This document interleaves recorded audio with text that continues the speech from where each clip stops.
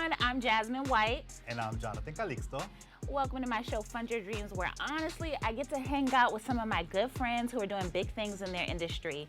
We have a good time, creative chats, and talk cash facts. ¿Por qué? Why, you ask? I'm a creative and I don't want to go broke while I fund my dreams. Okay, and I want to keep it real, artist to artist. I'm not a finance girly. I don't really know what I'm talking about all the time, but that's why I'm here for you.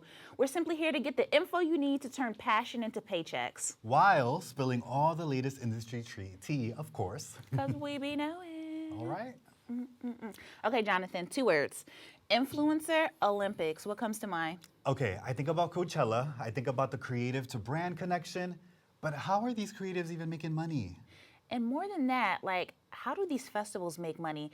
Because I know, like, a Beyonce is commanding a big check. She is, but I will say these creatives usually are not, right? So a lot of times we have like Coachella, Neon Festival, Revolve Festival, all these big brand activations, but they sometimes pull in influencers, if people didn't know, to do these experiences for free. But what does it mean for the influencer? Usually connecting to these brands gives them a little bit of credibility, street cred, if you would say, you know? Do you think it's worth it though to do it for free? Totally. I hate when some people can't really see an opportunity because they don't see a paycheck. And it's like, if I'm a makeup girly and Fenty wants to work with me, come on now, sponsor me, please. Yeah, definitely. And I would say too, for these influencers who get to do these collabs, these gifting opportunities sometimes, definitely eventually put a value, put a price to your value, I would say. Let's get paid for what we do. Okay, and I hate to be a Virgo and be like a joy kill, but elephant in the room, O.J. Simpson died. I know. This is a very taboo subject for many, I would say, including myself. But now Lifetime is releasing a documentary about Nicole Simpson later this year. What do you think? I think, my condolences, somebody lost someone, but I'm just going to say it. That documentary is just another example of Hollywood being addicted to remakes. What else can we learn about this case? Unless it's about, like, their kids, like, growing up OJ. I don't really want to know anything else. I know what happened already. Yeah, and it's a good point that you bring that up, because if you didn't know, the family and friends are actually involved with this project, so this documentary. But it makes me think, is it a cash grab? Is it authentic? I don't know. I'm a little skeptical now. I'm also wondering, how did Lifetime know OJ was about to die? I'm watching you. Who you got working for y'all? Okay. Exactly. What y'all know about me? Tell me my future. Rich and famous? All right, y'all. Let's get the party started. Our first fabulous guest is Cylla Senii. This queen turned her web series into a hit show on BET. Since then, she's been blessed to call Mona Scott Young her fairy godmother. And honestly, she probably has group chats with some of your favorite celebrities. I'm going to try and get the tea, y'all, but we'll see. Our second guest is Whitney Chanel. She's been seen on VH1, Bravo, Tubi, and she's performed all over New York. Plus, she just finished taping another comedy pilot. Let's discuss the funny business of making money and welcome Whitney and Cylla. Hi, y'all. Hey, thank you. Yes. I'm so happy. Anytime you get to have your friends on TV with you, it's a good day.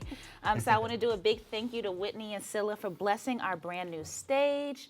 You're obviously both dope as hell, because that's why I know y'all. But on a scale of 1 to 10, how comfortable are you talking about money? Very comfortable. Why is that? Because I have it. Okay. Not from comedy though. I'm working on that. Like so comedy money is funny money. I didn't mean to do that on purpose. But yeah, I'm comfortable talking about money. Money's fun. So only broke people don't talk about money? I like to think so. Okay.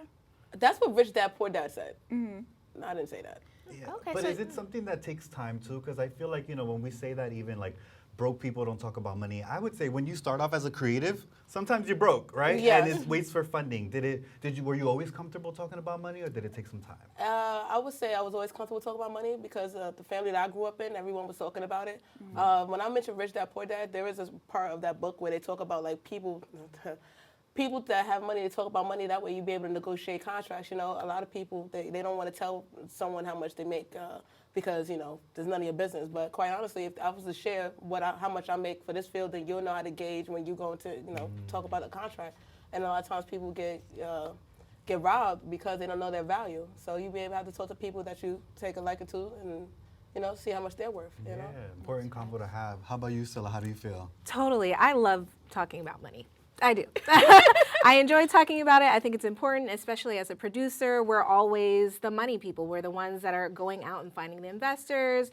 You need to be comfortable having these conversations, just like you said, like understanding your worth, opening up the ground to like for everyone to just be on that playing field. I've had so many amazing friends. We've talked about rates, we've talked about budgets, and I think it's really, really important just to have that confidence so that other people see that you know what you're talking about. And you know what? That leads me to my next question. So how'd you both become, first of all, comfortable with creating a rate for yourself and then demanding that rate when it's time to like show up and do your thing? Absolutely. Well, I've had my business for 8 years now, and I feel like it's something that I've learned over the years, how to negotiate, what my worth is. And I feel like it's something as a business owner, you need to know your rate, you need to know your value, and you need to know what you're working towards so that you can hire people and you can give people their money. Like, I just think everything is important to be very transparent when you're running a business. Definitely. And for me, when it comes to comedy, like I spend a lot of time in open mics, and I've done a lot of free shows. And over the time, like you have to pay me eventually because I'm paying the open mic so that I can perform. Yeah. And when you start getting sorted out, and you're proven to be funny, I mean, there's certainly value to that. Yeah. But the thing is, you have to put the time in. And a lot, like you had mentioned, I guess early on, that a lot of people don't want to take on like free opportunities. Right. But you know, every free opportunity is an interview for the next job, for the next, you know. So eventually, when people come to seek your talent, then you know exactly what is it that you bring to the table. Yeah, and I love that we talk about our value as well. I think with that, as we're growing as creatives, I know for you, Cylla, you have an LLC. For many of us, I think when we're growing, we want to eventually get to that. Talk to me about the importance of having that and establishing that for your brand. Absolutely. So when I was creating situationships and, you know, I was working with a lot of these different distributors and different networks, by the time I got to BET, it was literally like a requirement for me to do business with them. And I learned so much, even when it came to like getting insurance for your business, like understanding just all of the intricacies of that. But I feel like, just like she said, like over the years, like I've had to learn, like whether it was doing the free work and literally like growing to the point where like this is a necessity. And then even just as a filmmaker, as an actor, as a producer, having that LLC has been super amazing because I can run all of my work through my business. And that's what a lot of, you know, professionals do. They run their acting, their producing, anything that they make through their business. And it's been very helpful. Do you think people perceive you differently when you operate as an LLC as opposed to just As an individual? Yeah. Absolutely. I feel like as a business owner, like, it's really awesome to be an entrepreneur and like you can literally like make a living truly off of that compared to as an individual, like working for an entity, like you're working for yourself and you can literally create like your own world and your own life, your own rates. And then like, and what I love to do is pay it forward for all the people that have helped me. Now with my company, I can literally bring in the funds to like help my people and provide new opportunities for more people. I love that. Yeah. Even when we talk about that hustle and growing your brand as well, I know for you, Whitney, you've been in your industry for 14 years of insurance. Talk about the hustle is real. Oh my God. Is that like a passion job, fund your dreams job? What does that consist of? I'd say when I first started insurance, it wasn't a passion job. But like literally when I quit that job and I went to do comedy full time and then COVID hit and I didn't have any insurance, yeah, it definitely became a passion, you know. It's a passion for me to take care of myself because healthcare is very important. So it became a passion. I learned to appreciate it. A lot of times you don't know what is it that you have until you don't have it anymore. And I'm very fortunate now that I have this talent that I can nurture, that I can water with the money that I'm making from an industry that I just really learned to appreciate. It makes a perfect marriage. You know something I want to talk about, Whitney? So I've always been curious. Of course, I'm not a comedian. I try to be funny, but you know, I'm not a comedian. And I've just always wondered about like your process. How do you like know what jokes to say when you get on stage? Oh my God, it's really it's really a hit or miss. But a lot of my comedy, it comes from me personally. It's a lot about my experiences. I find that being a comic, it's really not so much about what the audience think is funny, but it's bringing them into my world. And you know, comedy is done in dark rooms, and you know, comedy is a sign of intelligence, and it's very revealing. So my job is to be transparent, and hopefully me telling them these tragedies, because comedy is tragedy plus time, me telling these tragedies is making them more comfortable that they can laugh at themselves. Because quite honestly, you're not the first, and you're not going to be the last person to go through whatever it is that you're going through. So so my process is being authentic, and I was basically like reading my journal out loud. Oh, I love that. And I think also with that too, another layer of being a creative too is when you say being your authentic self, is you also are very open about being a part of the LGBTQ plus community.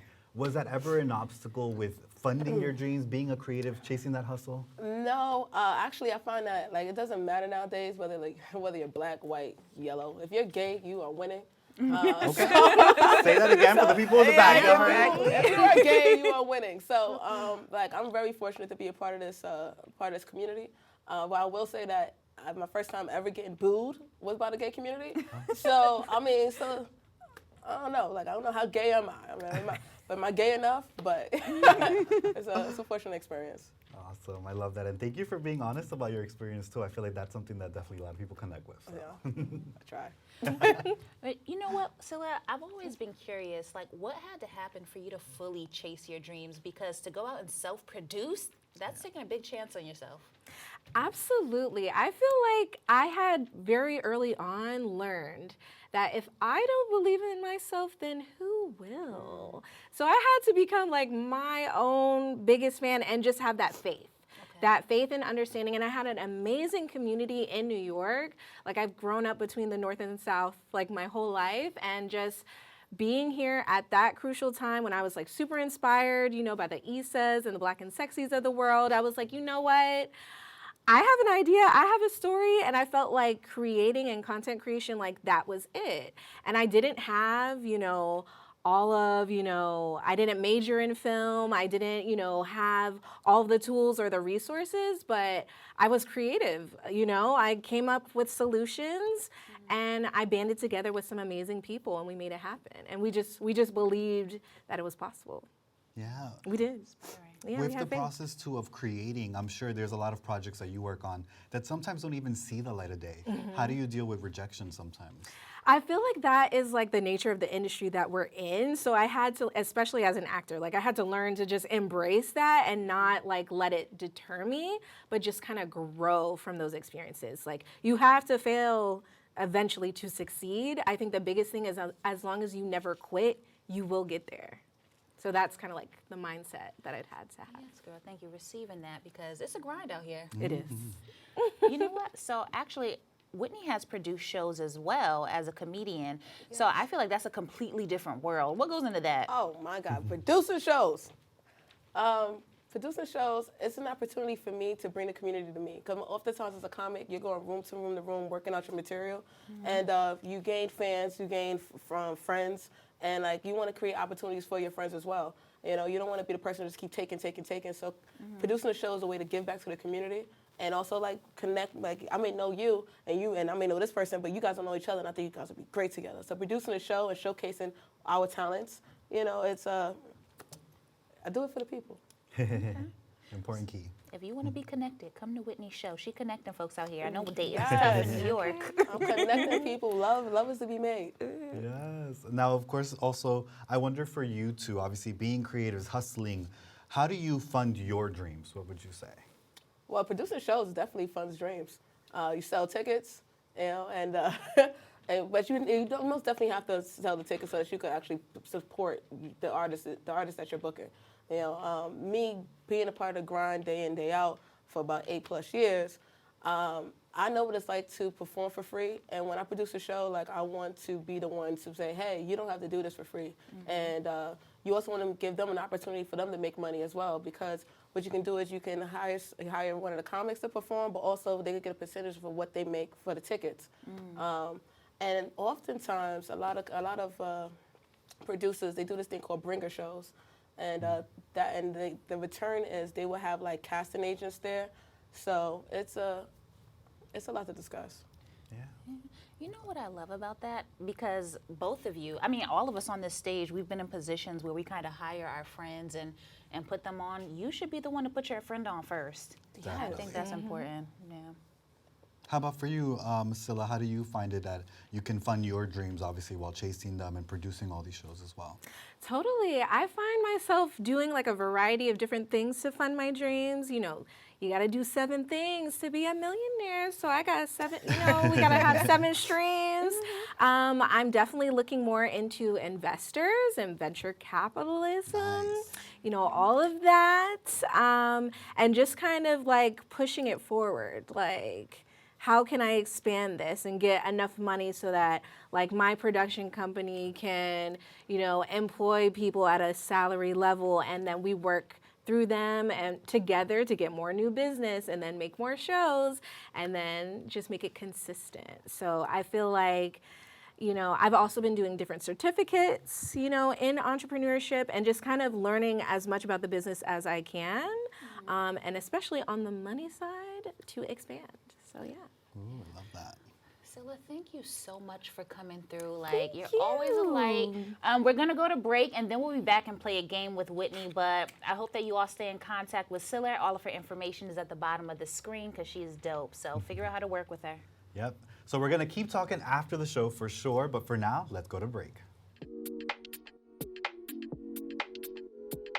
Hey everyone, it's your girl Kat from the Kitty Rose Lifestyle, also from The Next Chapter, where we discuss shades of gray every week right here at BronxNet, Saturdays at 11 p.m. Wow, 30 years. 30 years of BronxNet public access television. I'm a girl from Brooklyn and came to the Bronx 25 years ago, started my journey on BronxNet on public access television in 2016, and BronxNet is where I got my start. BronxNet, I feel like, is a home away from home. They support all of my endeavors, and I wouldn't have been able to be on any of the other channels if it wasn't for the fundamentals that I learned right here at my start here at BronxNet. So I am so appreciative. My son says I should stop telling people I'm from Brooklyn because I've been here now, Bronx strong, for 22 years. So I'm so grateful, and I wish you much success in 30 years, 30, 30, 30, 30, 30, 30, 30, 30 more, because public access is necessary so that people like myself can have a voice. Yes, BronxNet, it's your girl Kat from Kitty Rose. Check me out every Saturday at 11 p.m. right here, Channel 68, The Next Chapter, where we discuss shades of gray. Mwah.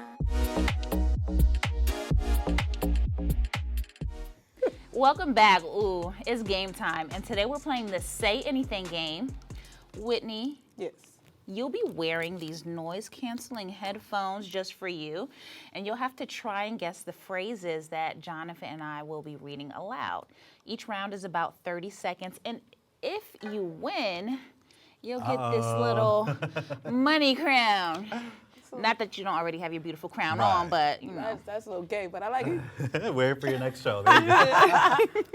All right, so Awesome. Here you go. The headphones. you need me to stand up or anything like that?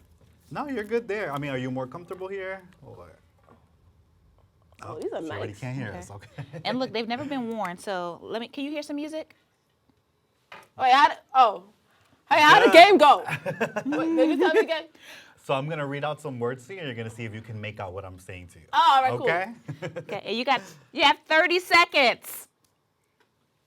Cash me outside. You outside. Cash me outside. What, you playing now? Oh. All right, ready. Cash me outside. Catch me outside. Okay. Close. Okay. Hashtag blessed. Hashtag blessed. Come back to my place. Oh. Okay, we know where Whitney's thinking. Exactly. Okay. Last one is balling on a budget. That's a little kinky. Keep What you said? it. Balling on a budget. Balls. On a budget. Balling on a budget. Yeah. Okay. We got one. I seen the bees. Wait, let me try. Go for it. Wait a minute. Why y'all got me listening to Beyonce? Y'all asked me, do I like the album? I'm sorry, go ahead. Run me my money. Rub my belly. No. Close. wait. Run me my money. Remedy. Run me my money. I still hear rub my belly. Secure the bag. Secure the bag. You flirting with me? I'm trying to throw you off. I'm confused. Yeah. Dollar bills, y'all. Ooh. You didn't say that. She's like, no. This is terrible. Okay, you can't buy me love. Oh, you can't buy me love. Yeah, okay. Yeah, I like We got a you. connection. You kinky over there. Stop. Big bank, take little bank. Tomorrow. Okay, I don't think you're gonna get this. All right, wait. Okay. We done? Yeah. You're not using your lips. I was trying to enunciate, Oh. but I didn't want to give it away. Yeah, but I feel like we had a connection. You Yeah, we were getting, did. a lot of my words out here. Yeah, I was trying. Like, I'm sorry. Okay, maybe someone will get the crown next time. Wait, I didn't get the crown? You can try it on after. I don't know. We're gonna go to break, and we got a few more guests for you. I'll see you later.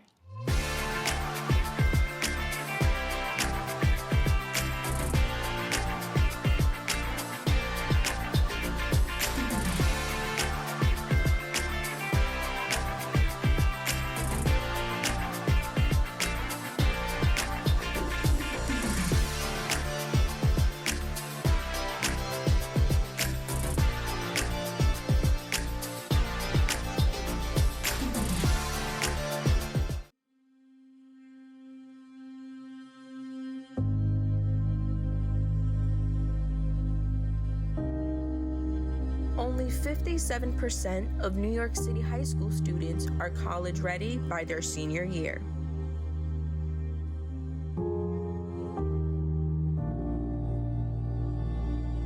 "55% of high school graduates either have no plans to attend college or are uncertain that they will ever attend.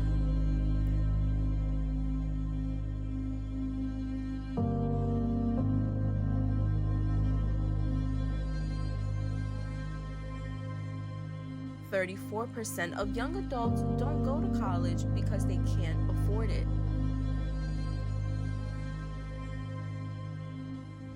Discover what's possible.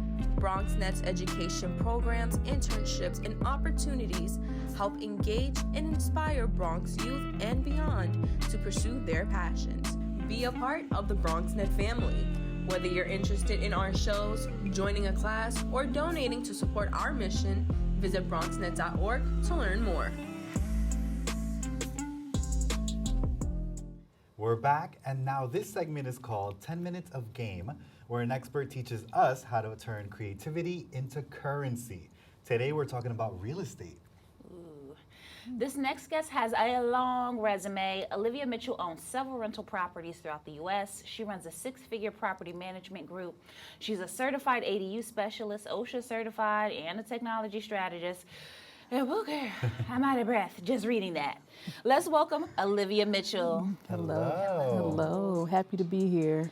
Of course, we're happy to have you. I mean, she was just reading all these credentials. Okay, talk to me about the importance, obviously, just starting right away, the importance of having these credentials in your industry. I say one, OSHA certification is mostly around safety on a construction site, knowing what should and should not be happening when you're in that environment. So when it comes to processes, procedures, safety, we're talking about construction. You can have people all the way up on the 3rd floor or on the 24th floor. So having that makes you ensure that I'm running a safe site and that when I'm on another more commercial or larger site that I'm safe and that I can look out for the other people that are there. The ADU certification, the industry is changing. What does that mean? Because I know I read all those letters, guys, but I'm like, what? ADU is additional dwelling unit. Okay. So think tiny house or think converted garage into a living space. Think converted basement or like you build an addition onto a house. So it's an additional dwelling unit. California is the pioneer of that, my home state, but you see there's a lot of things going on in the housing market. Housing is expensive. Housing is not in abundance. We actually have a shortage of housing. So an ADU specialist, I have the knowledge and skills to help you convert a garage into a livable unit, convert a basement into a livable unit, or also build a standalone structure in the back of a property that you already own. That's so important, and I think obviously like with what you're mentioning, this is the topic. We want to get into those homes, okay? We want to own our own home. You know, what would you say when buying homes, how do we even get the right deal to find out? So a couple things. I'm gonna say number one, education. Because if you understand what it really means to own a property, operate a property, that'll make sure that you buy right. So what kind of pricing, what kind of financing options are out there? So you want to know what products will benefit you, right? And then think about how much mortgage do I want to pay?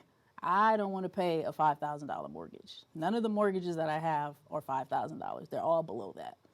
So you have to think about that too, because if you get a multifamily and people are helping you pay that because you got tenants, what if they stop paying? Like, so you have to think about that in the realm of what could I afford should they not pay? Because think about the pandemic. Yeah. You know, a lot of people stopped paying. They didn't have to. Some were in tight spots, but it also put owners in a tough position.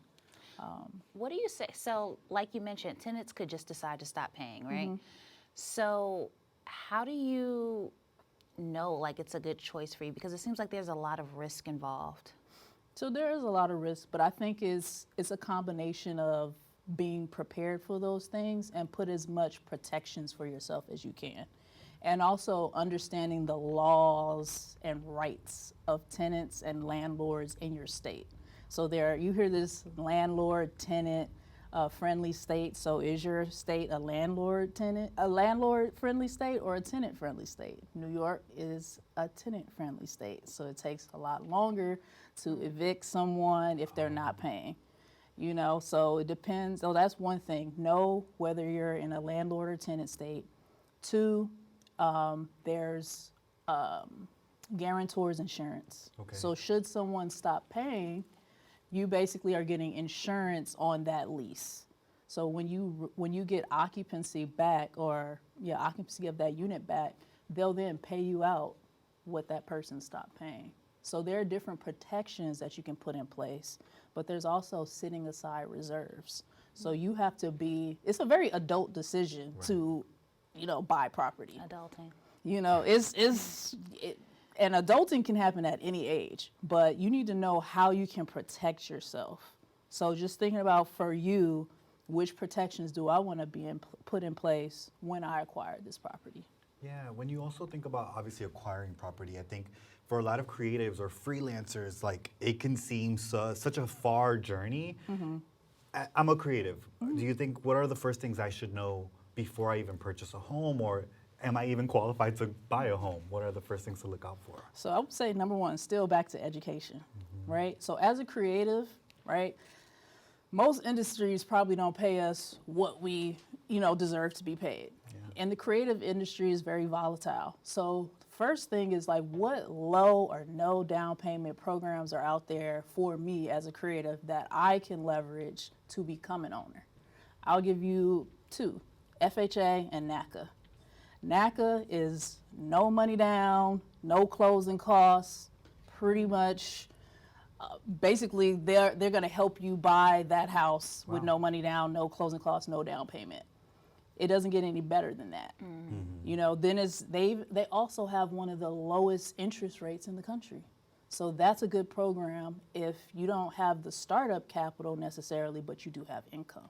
Then you have FHA. FHA is 3.5% down. Okay, so you do have to pay closing costs. You do have to put that 3.5% down, but that's still better than 20%, 25% and more affordable. You know what? I have a question for you. So I know that you are a strategist, so I'm going to get, I can't pay you your rate, but I want to ask you a question, okay? Okay. So if I wanted to if I had like $5,000 and I want to get 5 rental properties, how can I make that happen? $5,000, 5 rental properties. All right. So We're like, is it even possible? Yeah, 1,000 a It is piece. possible. It's possible, but it's like the question then is, what are you willing to do for it? So if your market is very expensive, then if you live in New York, $5,000 is not going to help you move the needle, right? But if you go to a smaller, more affordable market, Ohio, Chicago, Milwaukee, would you be willing to purchase a $100,000 house in one of those states in order to get rental freedom or a reduction in that rental expense and to have that, that property? So you go to a smaller market, you buy one property, you generate income, you reduce your rental expense. This person, like your tenant, if you buy multifamily, is helping you pay your mortgage. You use that income that you're not leveraged, you're no longer spending on that mortgage, save it, continue to build your next egg, do it again. Wow. Right? So use FHA. You can use conventional low down payment programs, and you can get to a point of acquiring 5 properties. And depending on how aggressive you are, you can do one every year. Okay. But you have to be highly strategic to do that. Yeah, I'm like, that's a lot of juggling and figuring out for sure. It is. I also wonder with that, I know during the pandemic, a lot of homes to buy were really low. Now, I mean, from my point of view, I'm seeing them be really high. Is it a good time to invest in real estate, you would say? I would say it's always a good time to invest in real estate. The important thing is you need to buy right. So we have something called the 1% rule. So if I buy a $100,000 multifamily house, then I need to be making 1%, at least 1% of that in terms of rent. So that's $1,000. Is this house gonna command that $1,000, that 1% of that purchase price? So that's one metric you can use, right? Then it's like, okay, if I'm paying $2,000 now, when I purchase this property, am I now paying nothing or am I paying less than what I was before? So like that's also something to think about. Is it worth it to continue renting, or does it make more sense for me to buy? Because I'll still be paying something, but I'll be paying less than what I was paying if I was not an owner. Now, I have like a really important question to ask you. You talked about like looking at other markets and stuff. How can I figure out if they have beauty supplies in those areas? Because if I can't get my hair done, I'm not moving. It's not worth it. Exactly. Ohio does not sound like a place you can get sister locks done. I mean, you might have to look around and do your research, reach out to your network, get connected to different people, but we're in Ohio too. We're in Ohio, we're in Chicago. You can find what you need, but it might just be in pockets. Yeah. Or go there, create it. Wow, They need I love it, that. Yeah. right? Well, Olevia, I mean, you've dropped so many gems, I know, for us, especially as someone who is a freelancer, navigating a lot of side hustles to even start looking and considering buying a home. So thank you so much. Olevia, we're going to have to definitely keep talking after the show, but for now, let's go to a break.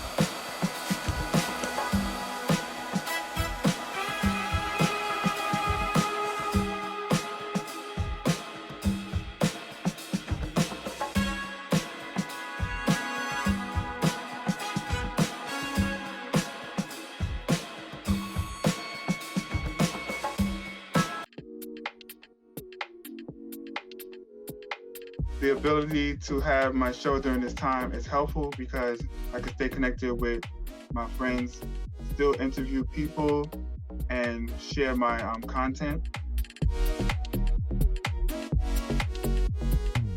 Joining us next on Fund Your Dreams is Felisha George.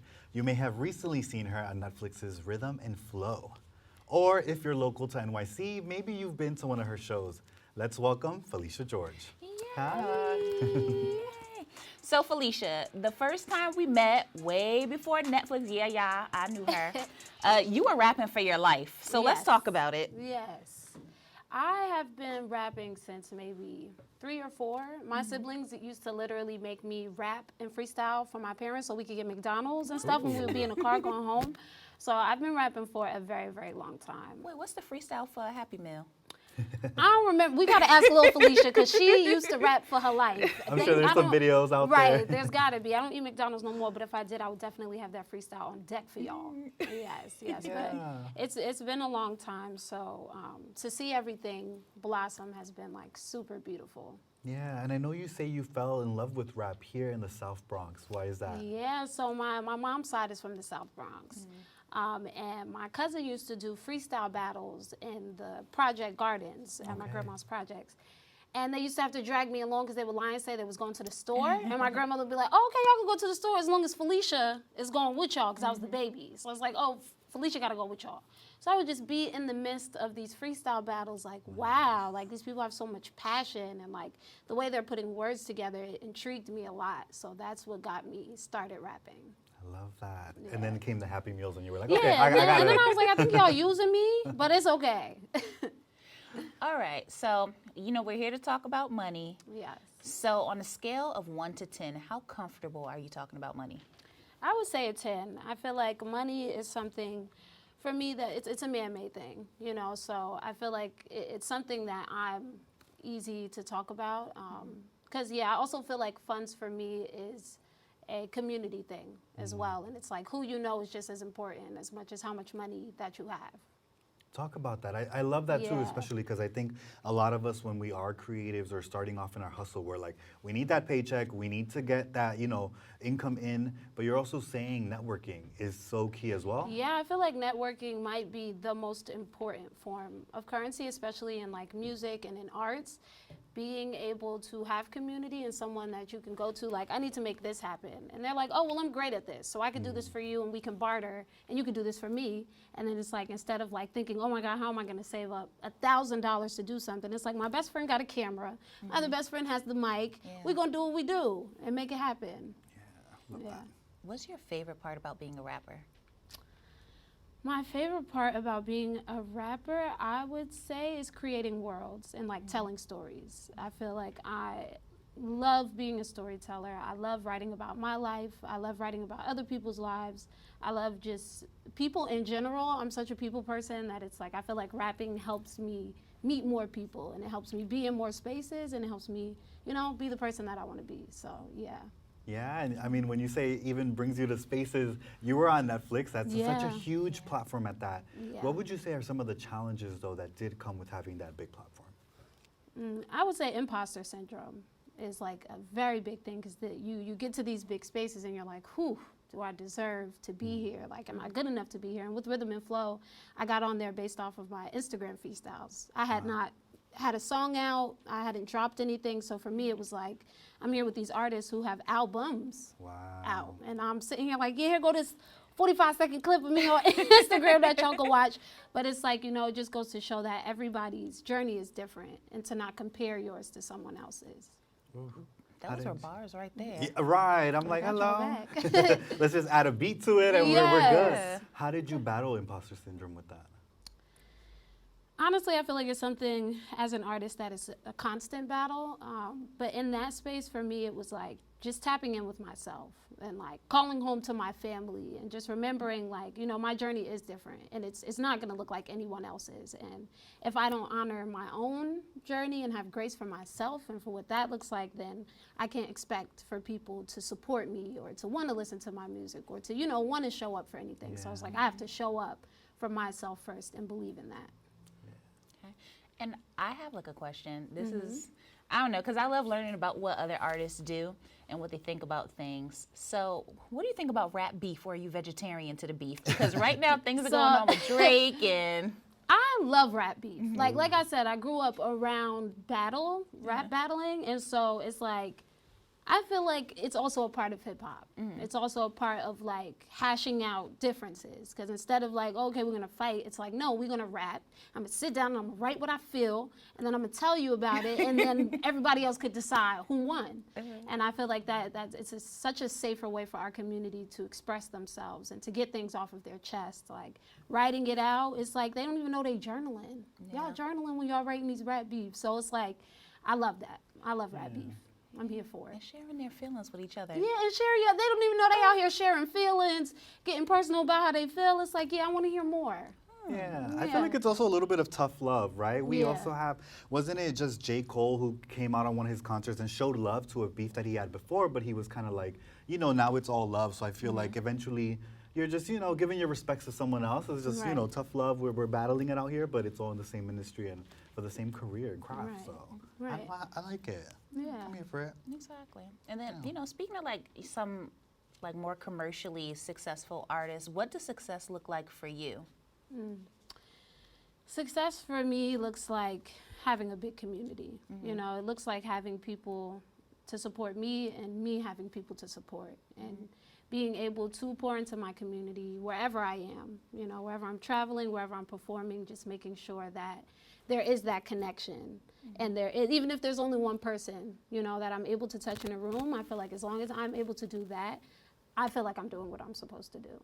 I feel like you want to like remain accessible, like a comment or like a. Yeah, I want to remain. I want parts of my life to remain normal, you know, and to be able to be outside and to be able to touch people and to be able to kiki and have a good time outside with the girls. I want to still be able to do all of that, but still, you know, have a foundation to stand on, to be able to do what I love. Yeah, and I feel like you have such a good sense of who you are, your values as well, what you bring as well to the industry. What advice would you give to up-and-coming musicians that are putting their work out there on social media for others to see? I would say stay focused on yourself. I think in this time, in this age of social media, we get very caught up with like what we're putting out, how much we're putting out, what does it look like, how many likes is it gonna get? Instead of just like, oh, I like this, I believe in this, let me put this out. This stands for who I am, let me put this out. So I would definitely say like stay focused on yourself and your morals and what you stand for, what you believe in, and what you like to do, and create it and put it out and let it do what it's gonna do. Yeah, start posting, y'all. Yeah. And you know what, Felisha, aren't you a little bit of a filmmaker too? I am. Exactly. I am. Don't be I shy, am. not now. Yes, yeah. Film is my first love, I would say, probably. Like the first day I went to school for film. I did a couple films even in between doing music, and I recently did a film called On the Ground with my producer, Frank Guastella, who was also my 7th grade teacher. Oh, wow. Community. Okay. You gotta keep the people together. Wait, what's the name of that album? The album is Wash Your Soul. Okay. Yes, me and Frank did Wash Your Soul together. And that was a beautiful experience as well. We've gone from music to film, and we can both tap into those things with each other. And him being my teacher when I was in 7th grade till now, like a full-on collaborator, you know, is super important and is super beautiful. So I'm excited for people to see the film. And if you haven't listened to Wash Your Soul, I think you should do it today. Oh, right now, y'all. Well, after this, y'all. Yeah. But mandatory. Yeah, Okay. that's so beautiful.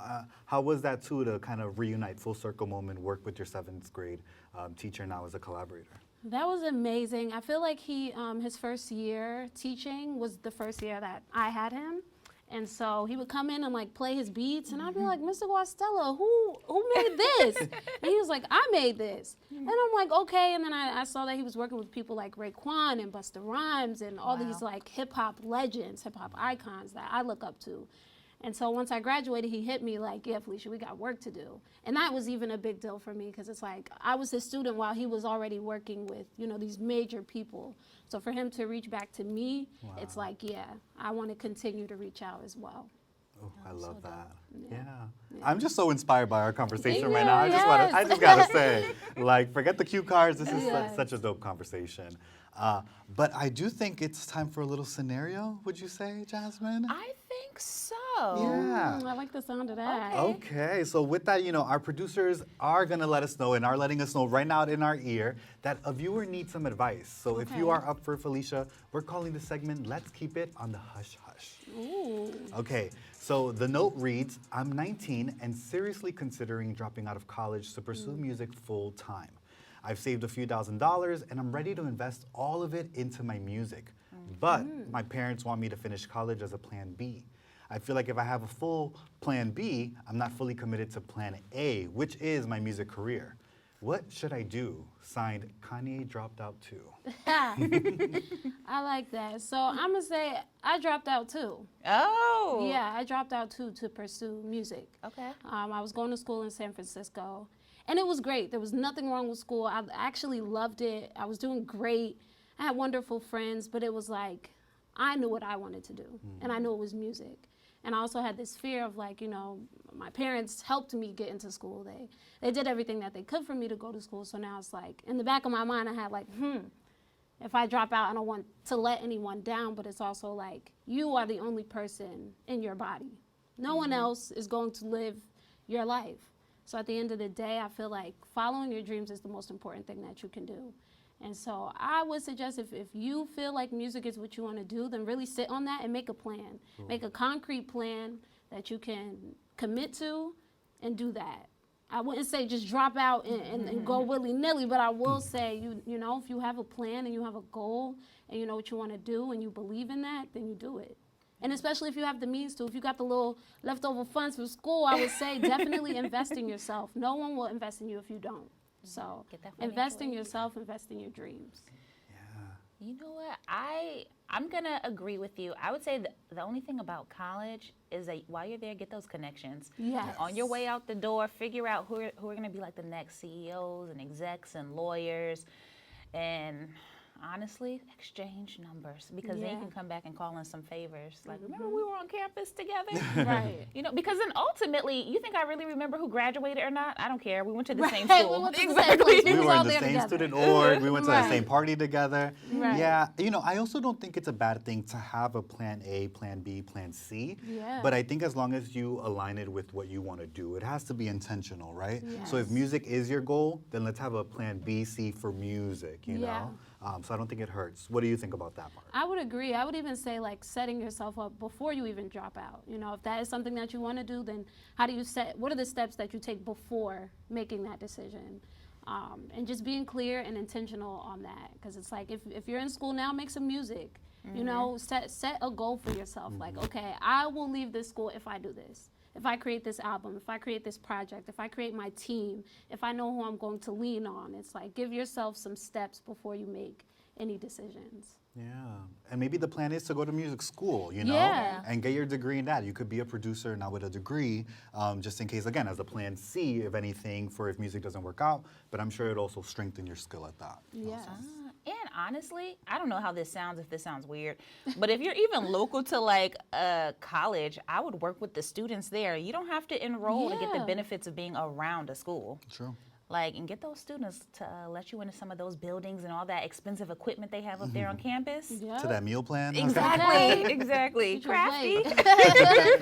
All right. Wow, I love that. Did you feel like you had a plan B, C when you went into music, or no? I had no plan A, B, or C. It was just kind of like a feeling. And I told my parents, and they were like, hey, that's what you want to do, you could go ahead and do it. And I think that process for me helped me build myself up to where I am today. Because it forced me to have faith. It forced me to trust in myself, to trust in God, to trust in everything that I believe in, and just go for it. And it gave me a certain type of motion that it was like, oh, once I started, I was like, oh, I'm here, and now I'm here. Yeah. So, it's like, make the decisions that feel good to you. Yeah. And even also, I would say the family part. I know the viewer asks, especially with like how their parents may feel about them not going to school or wanting them to go to school. When you decided to go fully into music, what was that dynamic to explain it to your parents and let them know, like, I'm confident enough in doing this? It was tough because I know that they were so excited for me going to film school. And film was also something I really wanted to do. So for them, they were like, this is what you wanted. Like, I'm confused on why you want to leave. And I was like, I'm going to show y'all. You know, it might not make sense right now, but I will show y'all. And they were very iffy about it until things started, you know, coming into place. And then they were like, yeah. Sometimes parents also learn they need to trust you. Yeah. You know, just like we have to trust them, sometimes they learn that they have to trust you. And that was that moment for us. What was Mama's face when she saw you on Netflix? Oh, she was so happy. We had a whole watch party at the house. Everybody was there. They were so excited. And it's like those are the moments that really feel great to me, because it's like I did go out on a limb and decide, you know, I'm gonna do what it is that I want to do with my life. And the fact that it actually is working, it's like, yeah, I love it. It is definitely working, honey. So thank you so much for sharing Thank that. you, So yes. such a good advice as well for the viewers. So Definitely. And you know what? All right, you guys, I don't want you to go anywhere because we have a special treat. Felisha is going to take the stage. Don't miss it. Stick around. We'll be right back.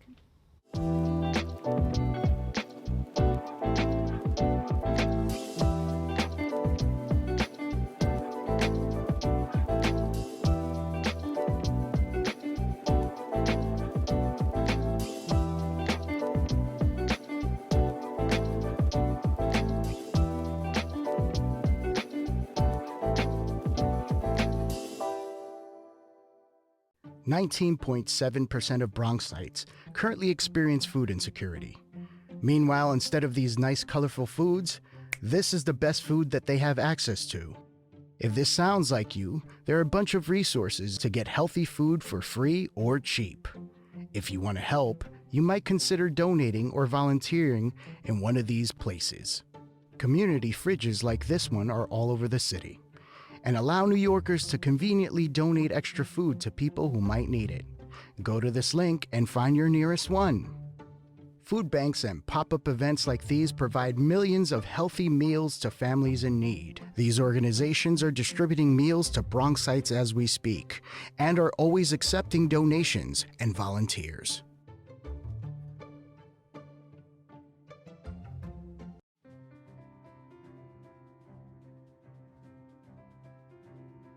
I remember when the Bronx did not really have a media outlet properly representing the people of the Bronx. BronxNet provides for the community by being a community where people can be empowered to share their voices. We are in a really great place technologically. We've got all the resources that we need to be effective. Whether it's through cameras, storytelling, editing, we have provided those services for 30 years.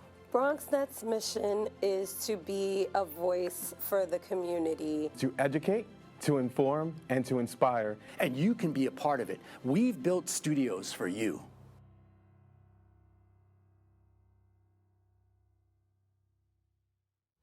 Welcome back. Arrow the Symbol, formerly known as Felisha George, is performing her song, Comets.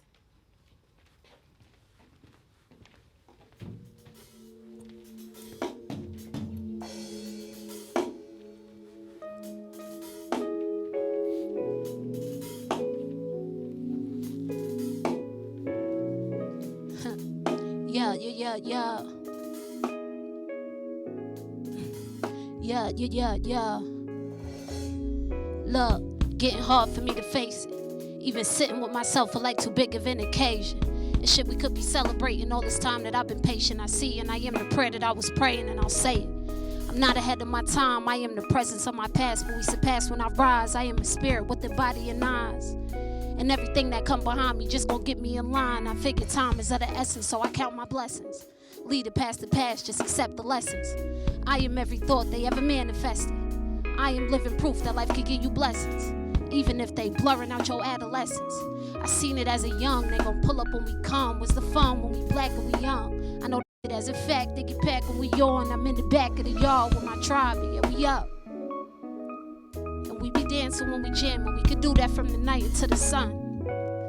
And everything I ever did, I did because I had my people by my side, and then we won. So I'm just living out my dreams, and if you know what that means, then you might just be the one. Yeah, you might just be the one. Cause everything that's meant for me will come. I know I'm the one. I am water, fire, moon, and sun. I reflect the best that's yet to. Everything that's meant for me will come. I know I'm the one. I am water, fire, moon, and sun. I reflect the best that's yet to come. Cause I've been manifesting. Everything I want, I know I'm destined. I've been manifesting. Everything I want, I know I'm destined. I've been manifesting. Everything I want, I know I'm destined. I've been manifesting. Everything I want, I know I'm. So when I first got the beat for Comets, right? My friend Kayla made it. I was living in Philly, and I was getting ready to move to Costa Rica shortly. And I'm sitting on the beat, and I'm sitting on it, and I'm like, it's bringing up so much for me, but I didn't know exactly what I wanted to talk about or what direction I wanted to go in. And so I sat with it for a long time. And then I thought about who I would miss the most when I go to Costa Rica. And what came up for me was black women. Black women, period. All the black women in my life, all the black women that came into my life when I was having a hard time, and they helped me. And so the second verse to this song I wrote and dedicated to them. And something that's really important to me in music is bringing my people with me. So everywhere I go, I choose to perform this song so that I can bring them with me. So this is an introduction to me and to them. I hope y'all enjoy it.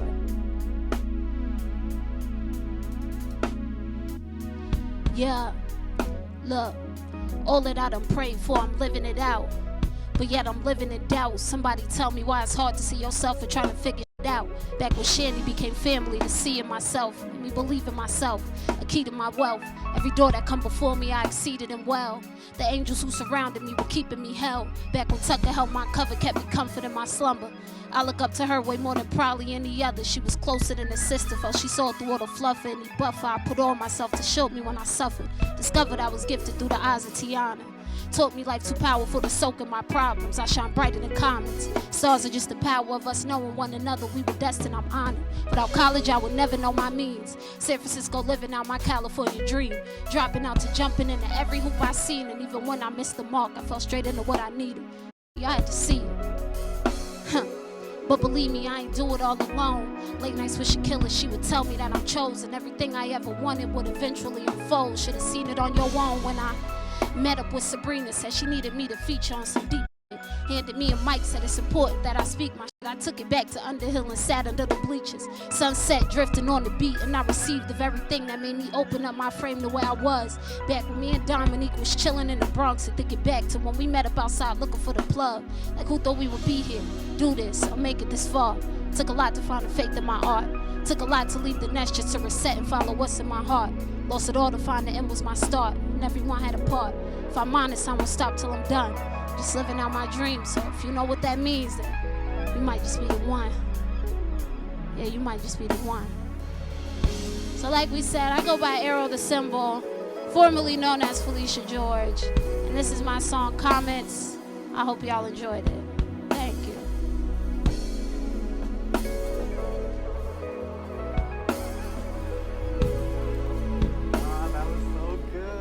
Congratulations on that. Thank you. So good. All right. We laughed, we talked, and I think my credit score went up just by sitting here. And honestly, I'm feeling empowered. Yes. Thank you for the personal performance. Yeah, thank you so much. Thanks. But thankfully, it's not over. Yep, you get to catch us next time on Fund Your Dreams, where we don't just dream about it. We make it happen. All right? Love you. Later. Yes. Bye. Later, y'all.